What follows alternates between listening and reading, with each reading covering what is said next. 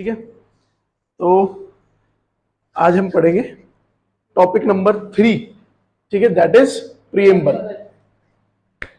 हाँ भाई, what is preamble? जब हम लोगों ने मेकिंग ऑफ कॉन्स्टिट्यूशन पढ़ा तो उसमें बताया था कि जब संविधान ओरिजिनली बना तो हमारे पास 395 आर्टिकल्स थे, 8 शेड्यूल थे, 22 पार्ट्स थे। एक चीज और लिखी हुई थी कि क्या था, एक प्रीएम्बल था। ठीक है, अब अगर तुम लोग इस चीज से फेमिलियर हो, किताबों के आसपास रहते हो, स्कूल में फीस दी हो, तो एनसीईआरटी की एक बुक आती है। ठीक है, कोई भी एनसीईआरटी की बुक आएगी, उसका जो कवर पेज होता है ना, पेज नहीं, पहला जो कवर होता है, उसमें लेफ्ट हैंड साइड पे नीचे की तरफ एक बॉक्स बना हुआ होता है जिसमें लिखा होता है वी द पीपल करके। वो क्या है? वो हमारा प्रीएम्बल है, मतलब वो एक जो पेज है दैट इज प्रीएम्बल। ठीक है, अब अगर कोई मिनिमम पॉसिबल वर्ड में ये पूछ ले तुमसे कि व्हाट इज प्रीएम्बल, ठीक है, चलता फिरता ऐसे पूछ ले कि भाई प्रीएम्बल क्या है, तो इन minimum possible word how you can define that is, it is a summary of constitution. Summary of constitution मतलब इंग्लिश का, लिटरेचर का अगर तुम कोई भी चैप्टर पढ़ोगे तो उसमें ऐसा होता है कि अगर पूरा चैप्टर सपोज करो 10 पेज का है, तो जो उसकी समरी होगी वो सिर्फ 10 या 12 लाइन में होगी।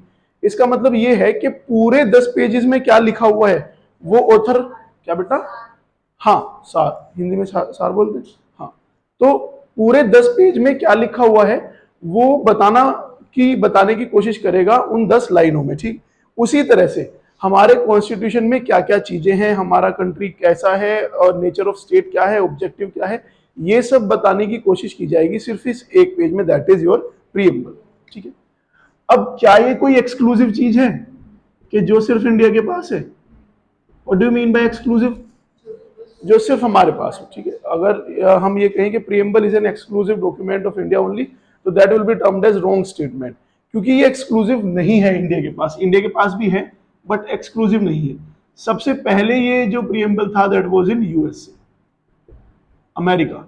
ठीक है, अब जब कोई चीज अगर यूएसए के पास भी है, हमारे पास भी है, तो वो एक्सक्लूसिव हुई क्या? वो एक्सक्लूसिव नहीं होगी। ठीक है,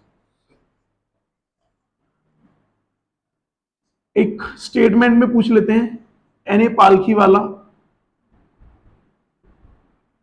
एन ए पालखी वाला ने एक स्टेटमेंट दिया था प्रीएम्बल के बारे में। क्या कहा था इसको? क्या कहा था इसको? Identity card of constitution.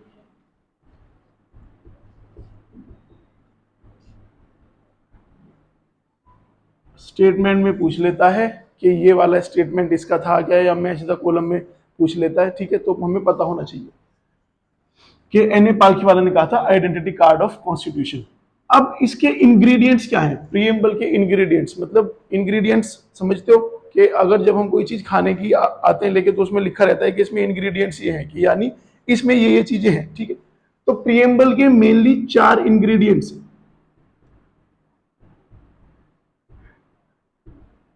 Preamble के मेनली हैं 4 इंग्रेडिएंट्स, जो कि पहला बताता है सोर्स ऑफ अथॉरिटी,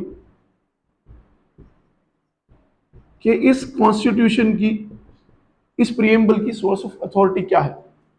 फिर बताता है ये नेचर ऑफ स्टेट, स्टेट का मतलब जानते हो, पॉलिटी में स्टेट का मतलब देश, कंट्री। नेचर ऑफ स्टेट बताता है। तीसरा इंग्रेडिएंट ऑब्जेक्टिव बताता है, और चौथा इंग्रेडिएंट डेट ऑफ एडॉप्शन बताता है। ठीक है, हमारे देश में सोर्स ऑफ अथॉरिटी, इसमें जो बिल्कुल स्टार्टिंग में लिखा हुआ है ना कि we the people, that is the source of authority, कि प्रीएम्बल की, कॉन्स्टिट्यूशन की सोर्स ऑफ अथॉरिटी क्या है, पावर कहां से वो अपने डराइव करते हैं, तो that is we the people, यानी पीपल। डेमोक्रेसी में याद रखना, सेंटर ऑफ फोकस सब चीज क्या होते हैं? पीपल। ठीक है, तो सोर्स ऑफ अथॉरिटी क्या है? पीपल। नेचर ऑफ स्टेट क्या है? कैसा भारत जो देश है उसका नेचर ऑफ स्टेट कैसा बताया कि भाई कैसा है, तो उसमें लिखा हुआ है sovereign, socialist, democratic and Republic. ये वर्ड क्या होते हैं ये बिल्कुल हम डिटेल में पढ़ेंगे, बट जो नेचर ऑफ स्टेट है वो हमारा ये है। ठीक है, ऑब्जेक्टिव में क्या लिखा हुआ है कि ऑब्जेक्टिव क्या है? Justice, liberty, equality and fraternity. Objective मतलब उद्देश्य, इस प्रियम्बल का उद्देश्य क्या है कि देश में जस्टिस रहे, लिबर्टी रहे, इक्वालिटी रहे एंड फ्रेटर्निटी रहे। इन चारों वर्ड को ऐसे याद रखना है, JLEF। कैसे होते हैं? JLEF। ठीक है, ये सारे वर्ड बिल्कुल खोल के हम लोग पढ़ेंगे कि कहां से ये डिराइव किए गए हैं, क्या इनका मतलब है। ठीक है, क्या बेटा? इक्वालिटी के बाद फ्रेटर्निटी, और डेट ऑफ एडॉप्शन भी उसी में। जब ये सारे वर्ड्स खत्म हो जाते हैं तो उसमें नीचे नीचे एक डेट भी लिखी हुई है, दैट इज 26 नवंबर 1949। इस डेट को ही लिख के तैयार हो गया था हमारा कॉन्स्टिट्यूशन। और पिछले चैप्टर में बताया था कि 3 प्रोविजन ऐसे थे जो इंस्टेंट हमने क्या कर लिए थे, लागू हो गए थे। कौन कौन से? Citizenship, elections and provisional parliament. Provincial नहीं बेटा, प्रोविजनल पार्लियामेंट। ठीक है, प्रोविंशियल बोले तो स्टेट्स, प्रोविजनल बोले तो टेम्पररी। ठीक है, फॉर अ टेम्पररी टर्म। ठीक, तो दीज आर योर की इंग्रेडिएंट्स इसमें। हाँ बेटा, नेचर ऑफ स्टेट में सेक्युलर भी आएगा, सेक्युलर भी लिख देंगे। ठीक है, नेचर ऑफ स्टेट में अगर इसको बहुत प्रिसाइजली हमको डिफाइन करना हो कि इंडिया एक ऐसा कंट्री है, तो हम सिर्फ बोलते हैं कि India is a republic country. ठीक है, अब इसमें जो सबसे कॉमन क्वेश्चन बनता है, जहां पे एग्जामिनर कंफ्यूज कर सकता है, सबसे ही कॉमन क्वेश्चन अगर कोई बनता है तो that is the order of preamble. ये वाला जो क्वेश्चन है वो प्रीवियस ईयर में पता नहीं कितने एग्जाम में पूछा गया है, कितनी बार, और पता नहीं कितनी बार पूछा जाएगा। कि ऑर्डर दे देगा कि इसका करेक्ट ऑर्डर क्या है। ठीक है, तो ये बिल्कुल याद रखना। सबसे पहले क्या आता है? सोवरन, सोवरन, फिर आता है सोशलिस्ट, फिर सेक्युलर, फिर डेमोक्रेटिक, फिर रिपब्लिक, फिर जस्टिस, फिर JLEF, liberty, equality and fraternity.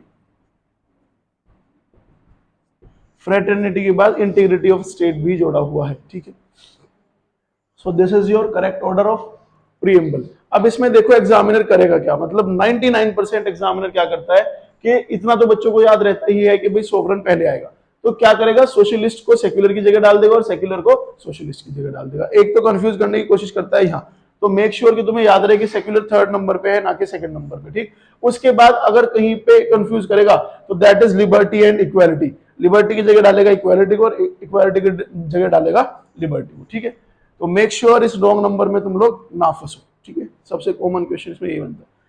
अच्छा, एक दिक्कत होने वाली है भाई, प्रॉब्लम है मतलब जेन्युइन। इन वीडियो की वजह से मेरे को डेली नहाना पड़ रहा है। मुझे दिक्कत ये है, अगर मैं बहुत ज्यादा सुंदर हो जाता तो फोकस बच्चे अगर वीडियो डालेंगे तो कैसे कर पाएंगे? ये मतलब जेन्युइन प्रॉब्लम है या नहीं? साबुन तो खत्म हो गई, कहते लार्जर पोर्शन इज कि डेली नहाना पड़। 4 दिन हो गए मैं डेली नहा रहा हूँ। ठीक है, तो उससे मुझे बहुत डर लग रहा है कि कहीं मैं बहुत ज्यादा सुंदर ना हो जाऊं। ठीक है, शर्ट आप तेरे से पूछा। ठीक है बेटा, हाँ कोई बात नहीं, लाइव में कोई बात नहीं। वो मैं बोलता नहीं वैसे कि मैं नंबर, दोस्त और व्यवहार नहीं बदलता। नंबर भी नहीं बदला, दोस्त भी नहीं बदले, और व्यवहार तो छोड़ ही दो। ठीक है भाई, अब अपने जीवन के 20-25 मिनट कीमती देके यहाँ पे इन वर्ड का मतलब क्या होता है वो देखेंगे थोड़ा सा डिटेल में। सबसे पहले वर्ड कौन सा है? सोवरन। कल भी मैंने बताया था सोवरन का मतलब क्या होता है, इंडिपेंडेंट स्टेट, कि जब आप काम करो तो कोई आपको हिंड्रेंस ना क्रिएट कर सके। जैसे कि सबसे पहले सोवरन वर्ड हमने कहां पढ़ा था, जब हम कॉन्स्टिट्यूएंट असेंबली पढ़ रहे थे, कि इंडिपेंडेंस एक्ट ने कॉन्स्टिट्यूएंट असेंबली को सोवरन बॉडी बना दिया था, यानी अब वो अपनी मर्जी से काम कर सकती है। ठीक है, और सोवरन का मतलब ये भी मैंने बताया था कि जैसे कि हमने जम्मू कश्मीर को यूटी में कन्वर्ट किया, तो उसमें जब यूएन, अमेरिका, ये सब जब हमको ज्ञान दे रहे थे कि भाई आपने ये ठीक नहीं किया, ये गलत किया है, ये ह्यूमैनिटेरियन ग्राउंड्स पे गलत है, तो उसमें जो हमारा स्टैंड था दैट वाज कि सुनो, India is a sovereign country, हमें क्या करना है अपने देश में ये हमें तुमसे जानने की जरूरत नहीं है, ठीक है, हम अपने डिसीजन अपने आप ले सकते हैं, ठीक है। तो इसी को फैंसी लैंग्वेज में लिखा गया है सॉवरेन के लिए कि India is neither a dependency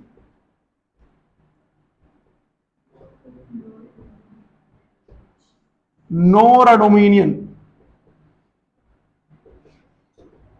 but an independent state।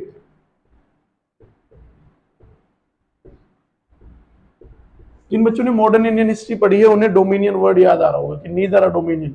जब 1928 में नेहरू रिपोर्ट में डोमिनियन स्टेटस मांग लिया था और उसी के ऊपर जब चीजें खराब हो गई थी, डोमिनियन स्टेट में तो क्या आजाद तो हो जाओगे लेकिन पेपर पे हमेशा क्या रहोगे, गुलाम रहोगे, मतलब किसी के अंडर रहोगे, एक्सटर्नल अफेयर का अगर कोई डिसीजन लेना होगा तो पूछ के लेना पड़ेगा, ठीक है। That we will cover in detail.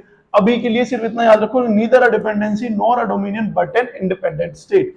India अगर चाहे तो अपना कोई भी पार्ट किसी को दे भी सकता है, यानी सीड भी कर सकता है, और अगर कोई फॉरेन टेरिटरी का कोई पार्ट अगर चाहे तो एक्वायर भी कर सकता है, ठीक है। ये भी हम इतने भी इंडिपेंडेंट हैं कि भाई हमें अपनी मर्जी से अपना काम करना है, कोई हमको फालतू का ज्ञान नहीं देगा, ठीक है। सोशलिस्ट,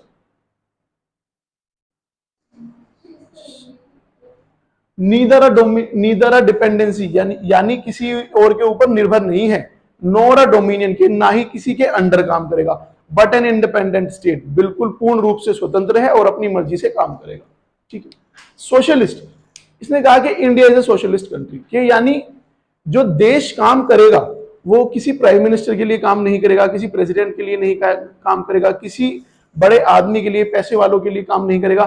देश जो काम करेगा वो किसके लिए करेगा, सोशल के लिए काम, यानी समाज के लिए काम करेगा। ऐसा नहीं बोलते कि ये आदमी तो भी बहुत ही सोशल है, यानी समाज के लिए काम करता है, for the betterment of society, ठीक है। ऐसे ही जो देश का नेचर है, जो नेचर ऑफ स्टेट है, वो क्या है, सोशलिस्ट, के देश काम करेगा किसके लिए, समाज के लिए, बेटरमेंट ऑफ सोसाइटी के लिए, ठीक है।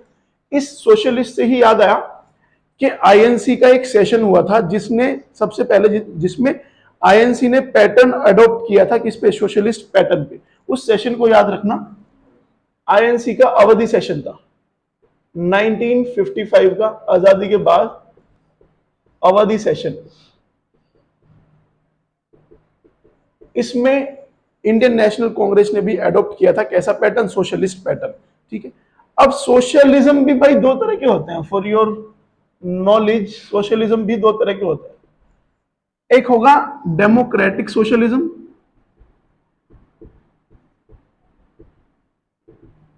एक होगा communistic socialism.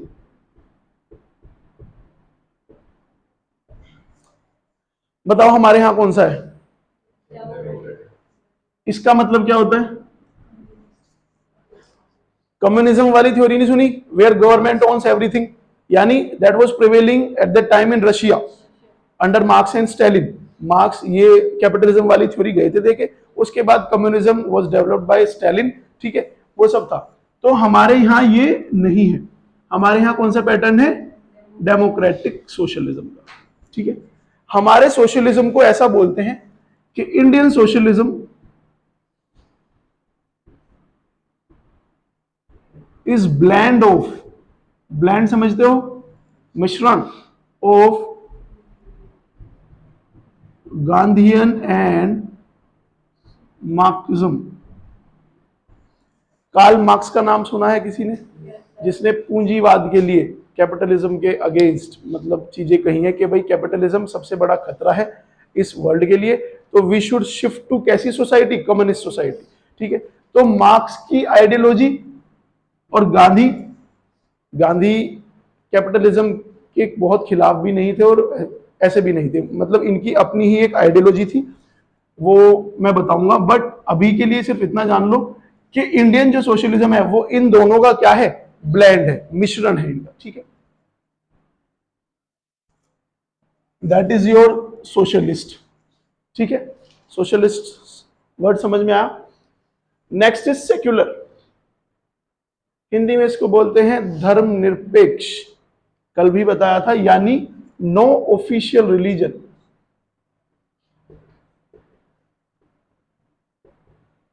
No official religion, किसका ऑफिशियल रिलीजन नहीं हो सकता? स्टेट का, देश का। एक इंडिविजुअल का हो सकता है क्या? इंडिविजुअल को तो हो सकता है भाई, मेरा इंडिविजुअल ऑफिशियल रिलीजन है क्या, मैं हिंदू। बट क्या देश ऐसे बोल सकता है कि भाई मैं हिंदू हूं, ठीक, या फिर कि भाई हम सिर्फ प्रायोरिटी हिंदुओं को ही देंगे, ऐसा हो सकता है क्या? ऐसा नहीं हो सकता। हम बोलते हैं कि without any discrimination all religion to be treated as equal, ठीक है, इसको बोलते हैं हम क्या? सेक्युलरिज्म। अब बड़े मजे की बात यह है कि ये दोनों वर्ड, सोशलिस्ट भी और सेक्युलर भी, क्या ये वर्ड ओरिजिनली थे इसमें प्रीएम्बल में? अब जब मैं कहता हूं कि ओरिजिनली नहीं थे तो यानी ऐड हुए हैं, ऐड हुए हैं तो क्या लगेगा? अमेंडमेंट लगेगा। सोशलिस्ट और सेक्युलर वर्ड ये दोनों was amended by 42 amendment act 1976, 42वें अमेंडमेंट एक्ट से ये दोनों वर्ड जुड़े गए थे, ठीक है। सेक्युलर में हमें सिर्फ इतना ही जानने की जरूरत है, ठीक है, नो ऑफिशियल रिलीजन, और हम किसी को प्रायोरिटी नहीं देते, यहाँ पे सब सबके लिए बराबर है। हमारे यहाँ कुछ ऐसा होता है कि भाई अगर कोई गवर्नमेंट स्कीम आई है कि तो ये स्कीम ये जो पैसा है ये सिर्फ हिंदुओं के लिए होगा, या गरीबों के लिए अगर कोई स्कीम आती है तो उसमें ये होगा कि ये गरीब हिंदुओं के लिए है। गरीबों के लिए अगर कोई स्कीम आई है, अगर पॉवर्टी एलिवेशन के लिए कोई स्कीम आई है तो वो गरीबों के लिए होगी, ना कि गरीब हिंदू, गरीब मुस्लिम, गरीब ईसाई, ठीक है, ऐसा सब नहीं होगा। तो that is your secular. these we are talking about the state of nature, कि कैसा स्टेट ऑफ नेचर है। जो 4 इंग्रेडिएंट्स थे ना उसमें जो था कि क्या स्टेट ऑफ नेचर, उसकी हम ये सब बात कर रहे हैं कि सेक्युलर है, सोशलिस्ट है, ठीक है। डेमोक्रेटिक, डेमोक्रेटिक का मतलब क्या होता है? Possession of supreme power by people, कि सुप्रीम पावर किसके पास है? possession of supreme power by people। भाई पावर किसी प्राइम मिनिस्टर या प्रेसिडेंट में नहीं है। प्राइम मिनिस्टर में कब है? जब हम अपनी पावर उनको ट्रांसफर कर देते हैं कि भाई हमारे बेसिस पर डिसीजन तुम लेना। लेकिन कोर डेमोक्रेसी में, डेमोक्रेटिक स्टेट में पोजेशन ऑफ सुप्रीम पावर किसके पास है? पीपल के पास है। कल को अगर कोई लीडर, कोई प्राइम मिनिस्टर, प्रेसिडेंट अच्छा नहीं लगेगा तो वोट करेंगे नहीं, किसी और को करेंगे और पावर गिरा देंगे, ठीक है। अब ये बताओ, हम डेमोक्रेसी भी 2 तरह की होती है भाई, हमने मान लिया कि वी आर डेमोक्रेटिक कंट्री। अब डेमोक्रेसी भी 2 तरह की हो सकती है, एक डायरेक्ट डेमोक्रेसी, एक इनडायरेक्ट डेमोक्रेसी। हाँ मुस्कान बता, इंडिया डायरेक्ट डेमोक्रेसी है या इनडायरेक्ट डेमोक्रेसी है?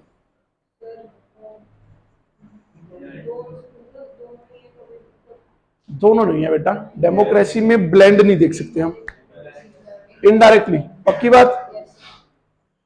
डायरेक्ट डेमोक्रेसी होता है कि जहां पे डिसीजन मेकिंग खुद कौन कर रहे हो? पीपल। जहां पे डिसीजन मेकिंग कौन कर रहे हो? पीपल। ये बता, अगर एकता विहार की सड़क टूट जाए, ठीक है, और हम में से कोई से का अगर पैर में मोच आ जाए या कुछ आ जाए और हम चाह रहे हैं कि भाई इस रोड को हम ठीक कराएं, तो हम 2-4 लोग करा सकते हैं? करा सकते हैं उस पूरी रोड को ठीक? या फिर हम 10 लोग भी अगर एक साथ चाहें तो करा सकते हैं क्या? एकता विहार के अगर 500 लोग चाहें तो करा सकते हैं क्या? कराएंगे किस तरह? इनको जाना पड़ेगा अपने रिप्रेजेंटेटिव के पास, जिनको वोट देके इन्होंने पावर में लाए हैं, यानी 500 लोग भी वो काम नहीं करा सकते। किस तरह कराएंगे? लेकिन अगर यही चीज एमएलए चाहे तो, एक एमएलए अगर यहां का चाहेगा तो करा देगा, एक मेयर चाहे तो करा देगा। क्योंकि इनडायरेक्ट डेमोक्रेसी में क्या होता है कि हमने अपनी जो पावर है वो वोट देके अपने रिप्रेजेंटेटिव्स को दे दी है, यानी जो चुनाव लड़े थे उनको वोट देके हमने अपने ट्रांसफर ऑफ पावर कर दी है, और हमने ये कहा है कि भाई हमारी अच्छाई के लिए, हमारी बुराई के लिए, हमारे डेवलपमेंट के लिए अब तुम जिम्मेदार हो और तुम इसको देखना, ठीक है। तो हमारी जो डेमोक्रेसी है दैट इज इनडायरेक्ट डेमोक्रेसी, ठीक है। डायरेक्ट डेमोक्रेसी के कुछ टूल्स होते हैं। डायरेक्ट डेमोक्रेसी में जहां पे लोग अपने आप ही, अगर डायरेक्ट डेमोक्रेसी होती तो मतलब हम ये सड़क अपने आप ही ठीक करवा सकते थे, किसी के पास जाने की जरूरत हमको नहीं थी, एमपी और एमएलए की, ठीक है। इसी में 4 टूल होते हैं, प्लेबिसाइट, रिफरेंडम, ये तो मैं क्लास में भी बोलता था, do the referendum and do let me know, initiative and recall. Direct democracy का एक एग्जांपल दो जरा। स्विट्जरलैंड, स्कैवेंडियन कंट्रीज जितने भी है, स्विट्जरलैंड, ये सब क्या है, डायरेक्ट डेमोक्रेसी। प्लेबिसाइट होता है जब हम जानते हैं पब्लिक ओपिनियन,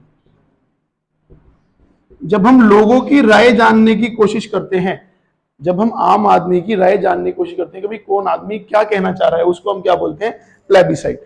प्लेबिसाइट ज्यादातर किस चीज के लिए यूज होता है, टेरिटोरियल डिस्प्यूट के लिए, मतलब जब कि भाई तुम्हारा एरिया कहां तक है कहां तक नहीं। जैसे कि रिसेंट एग्जांपल था, यूरोपियन यूनियन से जब यूके को अलग होना था तो उनकी वोटिंग कराई गई थी, यानी कि उनका राय जानी गई थी कि भाई तुम लोग इसमें जाना चाह रहे हो या नहीं। इंडिया में जम्मू कश्मीर, हैदराबाद, जूनागढ़, इनसे भी पब्लिक ओपिनियन लिया गया था कि भाई तुम इंडिया का पार्ट होना चाह रहे हो या पाकिस्तान का पार्ट होना चाह रहे हो। उसको हम क्या बोलते हैं, प्लेबिसाइट, ठीक है। कि जब हम पब्लिक का ओपिनियन जाने फॉर टेरिटोरियल डिस्प्यूट, उसको हम क्या बोलते हैं, प्लेबिसाइट, ठीक है। रेफरेंडम में क्या होता है, सेटलमेंट होता है बाय डायरेक्ट वोट्स, ठीक है। भाई अगर मुझे तुम लोग का ओपिनियन अगर जानना है कि भाई बताओ कि क्लासेस के टाइमिंग 7 से 8 रखें या 8 से 9 रखें, तो तुम लोग अगर जब वर्बली उस चीज को बता रहे हो कि सर हमारा ओपिनियन ये है, मेरा ओपिनियन ये है, तो दैट इज प्लेबिसाइट, ठीक है। लेकिन अगर मैं ये कहता हूं कि do the referendum and do let me know, इसका मतलब कि 7 से 8 बच्चे जो चाहते हैं वो हाथ उठाओ, 8 से 9 जो चाहते हैं, जब मैं वोट करा लूंगा तो दैट इज रेफरेंडम, ठीक है। प्लेबिसाइट में पब्लिक ओपिनियन जाना जाता है, आपकी राय जानी जाती है, और रेफरेंडम में क्या होगा, डायरेक्ट वोट से जान लिया जाता है कि पब्लिक चाह क्या रही है, ठीक है। Then initiative, can propose a bill, people, आम आदमी डायरेक्ट डेमोक्रेसी में कैन प्रपोज अ बिल कि भाई हमें इस बिल की जरूरत है, ऐसे किसी कायदे कानून की नियम की जरूरत है, ऐसा हम कर सकते हैं क्या यहां। अगर हम 10 लोग आज कुछ चाहें कि भाई हमें कोई एक बिल प्रपोज करना है पढ़ाई से रिलेटेड, इज इट पॉसिबल कि वो कल को पार्लियामेंट में आ जाए। लेकिन अगर डायरेक्ट डेमोक्रेसी होती तो आ जाता। यहां पे तो किस तरह से आते हैं कि पब्लिक जब रोड पे जाएगी और जब एक आंदोलन हो जाएगा उसके बाद पार्लियामेंट में ये इशू उठेगा, तब जाके होता है, ठीक है। इनिशिएटिव, प्रपोजल और रिकॉल होता है जब आप अपने रिप्रेजेंटेटिव को हटाओ, यानी रिप्रेजेंटेटिव को जब हम क्या करते हैं, रिमूव करते हैं। रिमूव क्यों करते हैं, because he failed to discharge his duties, fail to do duties correctly, जब उसने अपना काम ढंग से ना किया हो डायरेक्ट डेमोक्रेसी में, तो वी कैन रिकॉल। रिकॉल का मतलब हम अपने टेन्योर से पहले, टेन्योर से पहले भी मान लो हमारा कोई रिप्रेजेंटेटिव है, ठीक है, उसको उसका टेन्योर है 5 साल, लेकिन अगर वो ढंग से काम नहीं कर रहा तो हमें उसको 6 महीने बाद ही हटाना है। उस हटाने को हम डायरेक्ट डेमोक्रेसी में क्या बोलते हैं, रिकॉल, ठीक है। ये चारों टूल समझ में आए, plebiscite, referendum, initiative and recall. Plebiscite public opinion, referendum जब डायरेक्ट वोट से हम लोग जानते हैं, initiative when we can propose a bill, recall जब हम रिप्रेजेंटेटिव को अपने हटाते हैं, ठीक है। Is that clear.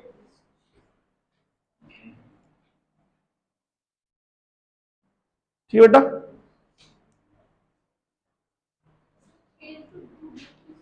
हाँ, fail to do duties correctly. अपने नोट्स अपनी भाषा में बनाने की कोशिश किया करो, ठीक है, because if it is about mains answer writing तो इतनी चीजें याद नहीं रख पाओगे, लेकिन अगर समझ जाओगे तो अपनी भाषा में इंग्लिश में टूटी फूटी में भी लिख लो, ठीक है। हटा दूं ये, कहां तक हो गया, डेमोक्रेटिक तक। डेमोक्रेटिक के बाद क्या वर्ड है, रिपब्लिक।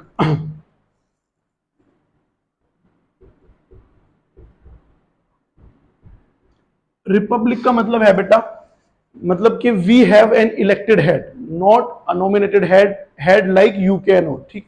रिपब्लिक का मतलब कि हमारे पास कैसा हेड है, इलेक्टेड हेड। और हमारा हेड माना कौन जाता है, प्रेसिडेंट या प्राइम मिनिस्टर? पक्की बात, प्रेसिडेंट। ठीक है, इलेक्टेड हेड है हमारे पास जो डायरेक्टली इलेक्टेड है या इनडायरेक्टली? इनडायरेक्टली। भाई डायरेक्टली यानी जब आम आदमी, जब पीपल वोट देके किसी को अगर बना रहे हैं एमपी एमएलए, तो दैट इज डायरेक्टली इलेक्टेड। और जब ये वोट करके प्रेसिडेंट को बना रहे हैं तो यानी पीपल से क्या हुआ, इनडायरेक्टली इलेक्टेड। ठीक है, तो हमारे पास इनडायरेक्टली इलेक्टेड एक हेड है, ना कि ऐसा है कि पावर सिर्फ एक जगह है, इन सम किंग और सम क्वीन। ठीक है, ऐसा नहीं है। हमारे यहां हेरिडिटरी राइट्स हैं क्या? हेरिडिटरी राइट्स भी नहीं है हमारे यहाँ। ठीक, तो पावर एक जगह पे एक्यूमुलेटेड नहीं है। रिपब्लिक का मतलब एक और होता है कि एब्सेंस ऑफ स्पेशल प्रिविलेजेस।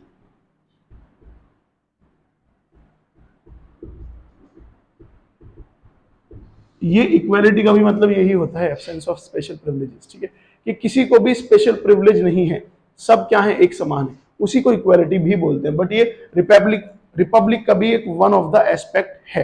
ठीक है, रिपब्लिक के बाद क्या है, जस्टिस। ये देखो जस्टिस को इन्होंने, पहली चीज तो जस्टिस जो वर्ड है, जस्टिस का मतलब इंसाफ। ठीक है, जैसे कि तारीख पे तारीख मत दो जज साहब, इंसाफ दो। ठीक है, तो दैट इज जस्टिस। अब कुछ याद आ गया, अब जस्टिस जो वर्ड है, ये ध्यान रखना, ये कहां से लिया गया है, रशियन रेवोल्यूशन से, ईयर 1917। ठीक है, 7 नहीं बेटा, 17 है। ठीक, वर्ड ये यहां से लिया गया। अब जस्टिस के इन्होंने 3 पैरामीटर बता दिए, social justice, economic justice and political justice. ये एक मूल मंत्र है, पहले भी बताया मैंने, पहले भी बच्चों को, कि अगर किसी भी चीज को डिफाइन करना हो और उसको अगर अच्छी तरह डिफाइन करना हो तो इस बात की गांठ बांध लो कि उसको 3 ब्रॉड पैरामीटर्स पे डिफाइन कर दो, that is social, economical and political. Suppose करो हमें ये डिफाइन करना हो कि भाई डिफाइन दिस फोन। ठीक है, तो एक बच्चा डिफाइन कर रहा है कि sir phone is an electronic device which can be used in our daily life, फलाना ढिमकाना।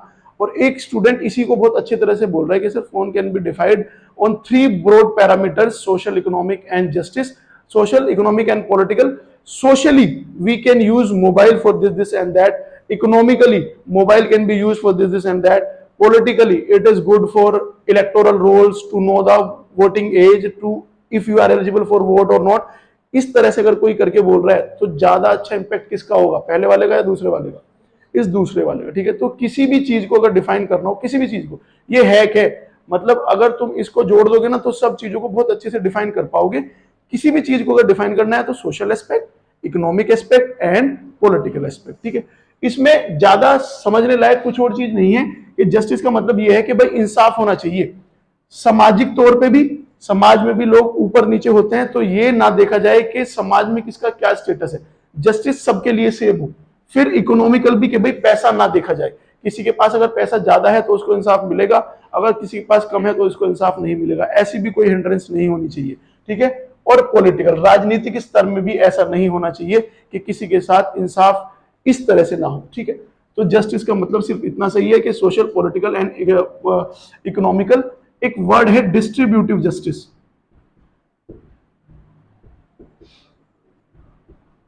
डिस्ट्रीब्यूटिव जस्टिस किसको बोलते हैं, तो combination of social and economical just.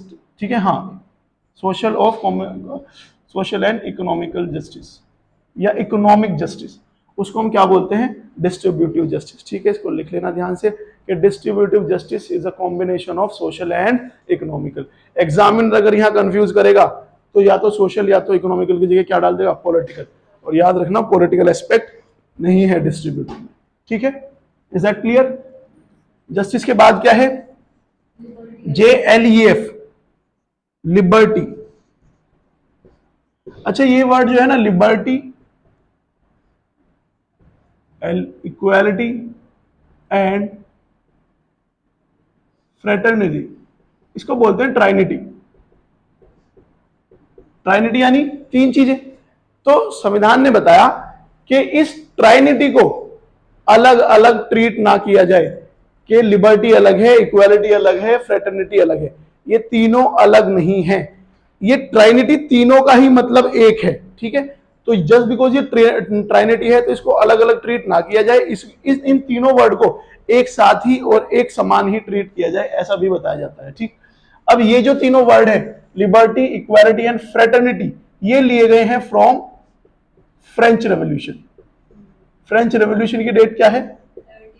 1789, ठीक है। ये याद रखना, जस्टिस लिया गया है कहां से? रशियन रेवोल्यूशन से।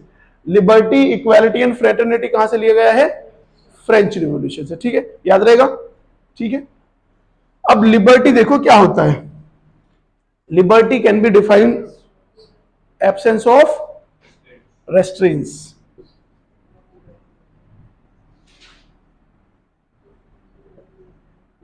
रेस्ट्रेंट्स बोले तो बाधक, जो चीज आपको कोई कुछ करने के लिए अगर रोके तो that is restraints. Absence of restraint यानी ऐसे बाधक नहीं होंगे, ठीक है। लिबर्टी बहुत मिस इंटरप्रिटेटेड वर्ड है। लिबर्टी और फ्रीडम लोग क्या समझते हैं कि एक ही चीज है दोनों, ठीक है, लेकिन एक चीज है क्या? एक चीज नहीं है, ठीक है। लिबर्टी को हम ऐसा लिख सकते हैं मिनिमम पॉसिबल वर्ड में, अगर इसको डिफाइन करना हो, कि it is a freedom with restraints. ये यूपीएससी के मेंस में क्वेश्चन आया था, फ्रीडम विद रेस्ट्रेंट्स, कि भाई फ्रीडम तो है तुम्हारे पास लेकिन थोड़े से क्या है? रेस्ट्रेंट्स हैं, उसको क्या बोलते हैं? Liberty. Liberty is not a licence to do whatsoever one wants to. Liberty का मतलब ये नहीं है कि तुम जो चाहोगे वो कर लोगे, ठीक है। लिबर्टी का मतलब ये है कि कुछ चीजें हैं जो तुम नहीं कर पाओगे। फ्रीडम होती है पूर्ण तरह से आजादी, ठीक है। डिफरेंस ये है कि अगर आप एक कमरे में हो, अगर आप एक रूम में हो, the room is locked and nobody is around you, you have their what is freedom. उस रूम में तुम्हारे पास क्या है? फ्रीडम है। तुम्हारी जो मर्जी आए तुम कर सकते हो, हंस सकते हो, गा सकते हो, कूद सकते हो, नाच सकते हो, सो सकते हो, क्या है? फ्रीडम। यानी हम जो चाह रहे हैं वो कर पा रहे हैं।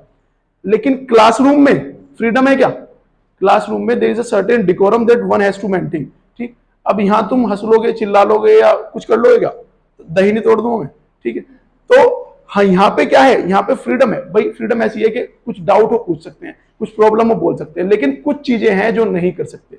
इसका मतलब लिबर्टी क्या हुआ कि फ्रीडम तो है बट विद रेस्ट्रिक्शंस, ठीक है।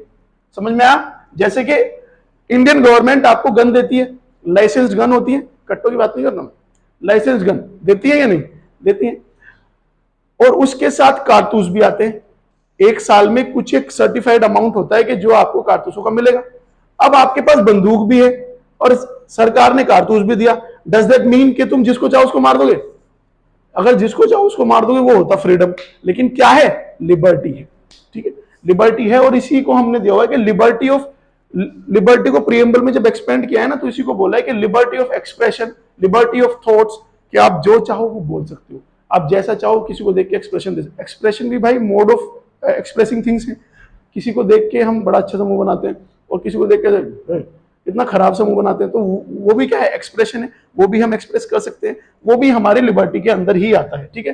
तो liberty does not mean a licence to do whatsoever one wants to, ठीक है। अब जब देश हमको एब्सेंस ऑफ स्ट्रेंस करता है, इसके साथ साथ एक चीज और देता है, दैट इज अपॉर्चुनिटी। अपॉर्चुनिटी भी देता है अपने आप को डेवलप करने की, अपने आप को सुधारने की, अपने आप को अपग्रेड करने की अपॉर्चुनिटी भी हमको देश ही देता है, अपनी लाइफ बेटर करने की। तो तुम लोगों को मिली क्या आज तक कोई अपॉर्चुनिटी ऐसी? नहीं मिली सर, है मिली। ये जो सरकार टाइम बाय टाइम यूपीएससी के फॉर्म, एनडीए के फॉर्म, सीडीएस के फॉर्म, असिस्टेंट कमांडेंट के फॉर्म, ये सब क्या है? अपॉर्चुनिटी तो है। अब अपने आप को साबित करो। अब अगर अच्छा साबित कर दिया अपने आप को तो लाइफ डेवलप होगी या नहीं, अपग्रेड होगी या नहीं, लाइफ बेटर होगी या नहीं, तो ये भी क्या है? अपॉर्चुनिटी है। ये भी हमको लिबर्टी के साथ ही मिलता है, ठीक है। Then comes your equality. Equality सीधा सीधा सिर्फ इतना है कि एब्सेंस ऑफ प्रिविलेजेस, कि भाई किसी को भी स्पेशल प्रिविलेज नहीं है इस देश में। इस देश में सब क्या है, बराबर है। अगर तुमने कुछ गलत किया है तो नो मैटर के यू आर कोई भी हो, तुम पैसे वाले हो या नहीं हो या इंडस्ट्रियलिस्ट हो क्या हो, बचोगे नहीं। और अगर कुछ गलत नहीं किया है तो तुमको कोई कुछ कह नहीं सकता। डिफैक्टो वाला जो था उसमें भी बोला गया, ठीक है, उसको बाद में पढ़ेंगे। बट अभी के लिए सिर्फ इक्वालिटी इतनी है कि एब्सेंस ऑफ प्रिविलेज, सब क्या है, एक समान, किसी के लिए कोई भी स्पेशल प्रिविलेज नहीं है, दैट इज इक्वालिटी। अब इस इक्वालिटी को भी अगर तुम चाहो तो तीनों ब्रॉड पैरामीटर्स पे डिफाइन कर सकते हो कि जब समानता हो तो समाज में भी हो, पैसों के हिसाब से भी हो और पॉलिटिकल भी हो, ठीक है, तो इसको भी हम वहां पे कर सकते हैं। JLEF। नाउ बचता है तुम्हारा क्या, फ्रेटर्निटी। फ्रेटर्निटी क्या होता है, सेंस ऑफ ब्रदरहुड, भाईचारा, सो कोल्ड भाईचारा हो रहा है क्या देश में। फ्रेटर्निटी वर्ड क्यों लिखा, मतलब ये देखो कॉन्स्टिट्यूशनल मेकर्स जो थे वो हम लोगों से कहीं बहुत ज्यादा बुद्धिजीवी इंटेलेक्चुअल्स थे, ठीक है। वर्ड लिखा फ्रेटर्निटी, इस वर्ड का मतलब हुआ सेंस ऑफ ब्रदरहुड,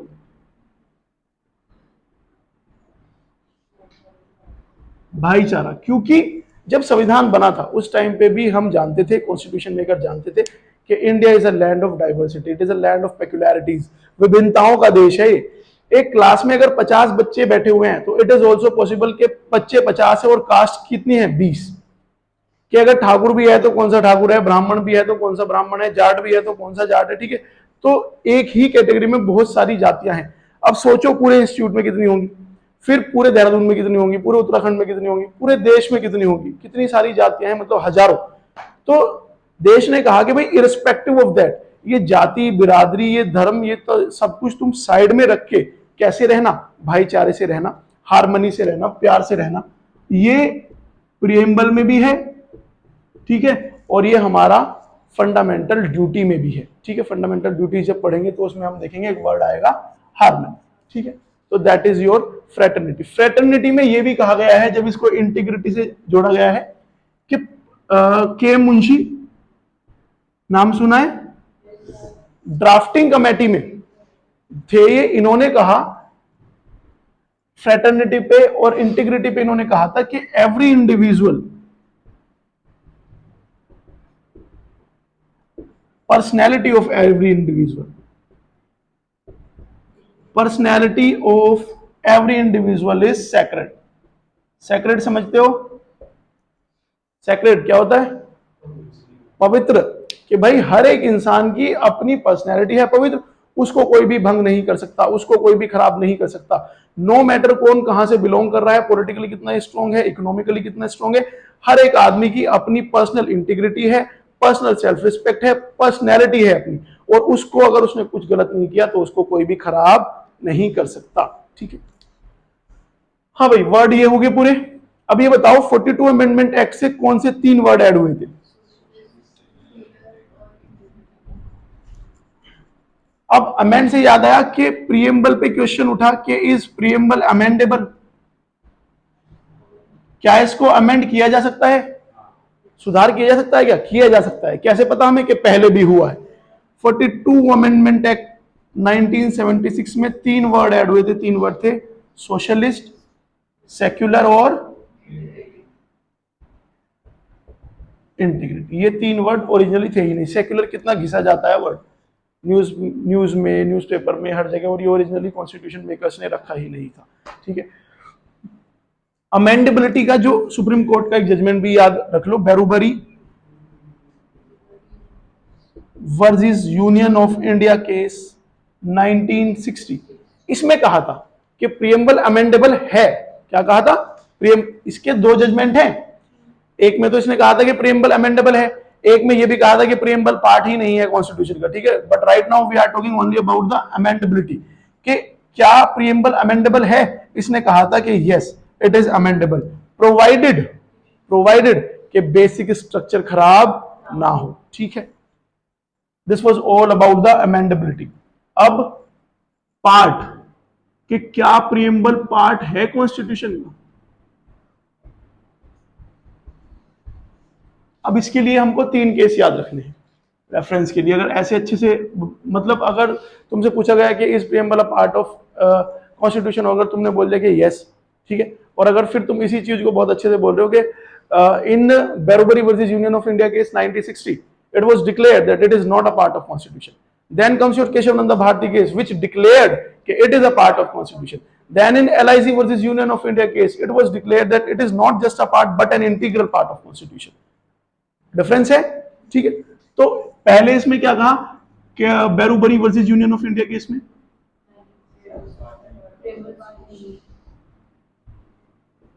ईयर क्या है इसका 1960, प्रीएम्बल पार्ट नहीं है। देन फेमस पॉलिटिकली सबसे important case Kesavananda Bharati case 1973। तुम लोगों को कहक बताया था मैंने कि अगर अपने स्टेटमेंट को सपोर्ट करना हो, क्रेडिबिलिटी बढ़ानी हो, तो किसी भी चीज से रिलेटेड लेके बोल दो कि as said in Kesavananda Bharati के supreme court stated that this, ठीक है, प्रोवाइडेड कोई आदमी ऐसा ना हो जिसने केशव नंदा भारती केस पढ़ा हो। बाकी ज्यादातर जो लोग हैं उनके सामने यू कैन फेक दैट कि हाँ भाई ये इसमें हमने पढ़ा है अपने स्टेटमेंट को सपोर्ट करने के लिए, किसी डिबेट में हो या किसी में हो तो बोल दो कि yes it was declared in this case, ठीक है, मेरे सामने मत बोलना, मैंने केस भी पूरा पढ़ रखा है, ठीक है। केशव नंदा भारती केस में कहा कि प्रीएम्बल पार्ट है। LIC versus union of India की डेट क्या है 7/5, जब तुम्हें पैदा हो गया था शायद, नहीं 1 साल बाद, 1990।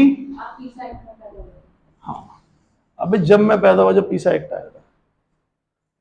LIC versus of union of India case में क्या कहा कि पार्ट ही नहीं है, कैसा पार्ट है इंटीग्रल पार्ट है, यानी कि अभिन्न अंग है, ऐसा अंग जिसको अलग ना किया जा सके। पिछली 100 सालों में अगर कोई एक ईयर सबसे इंपॉर्टेंट है तो दैट इज 1996। इसमें समथिंग हैपन कि God just give up on all there tools कि भाई इस सदी का तो काम हो गया, ठीक। यू मस्ट बी नोइंग कि क्यों पार्ट है या नहीं है, ये हो गया। प्रीएम्बल इज ऑलमोस्ट कंप्लीटेड, कुछ बचा है। अच्छा हाँ, एक ये स्टेटमेंट में पूछ लेता है, ये लाइन है कि it is not a source of power. क्या लिखा हुआ है कि preamble is neither a source of power, कि ना तो ये सोर्स ऑफ पावर है किसके लिए, ऑफ लेजिस्लेचर, और nor a prohibition upon power of legislature. इस स्टेटमेंट को ध्यान से देख लेना, यूपीएससी में ऐसे ही स्टेटमेंट देते हैं हार्ड हार्ड। ये बोलता है कि preamble is neither a source of power of legislature, कि यानी लेजिस्लेचर अपनी पावर कहां से डिराइव करता है, वो प्रीएम्बल नहीं है। लेजिस्लेचर अपनी पावर पीपल से, कॉन्स्टिट्यूशन से डिराइव करता है, ना कि प्रीएम्बल से, ठीक है। कि it is neither a source of power nor a prohibition upon the power, ना ही प्रोहिबिट मतलब रोकना, ना ही ये प्रोहिबिशन है, ना ही प्रीएम्बल कोई ऐसा डॉक्यूमेंट है जो लेजिस्लेचर की पावर पे रोकथाम लगा सकता है, ठीक है। तो ये दोनों चीजें याद रखना कि neither a source of power nor a prohibition upon power, किसके लिए, लेजिस्लेचर के लिए। Legislature is parliament which is concerned with making laws, ठीक है। और दूसरा इसमें बताया है कि इट इज नॉन जस्टिशिएबल।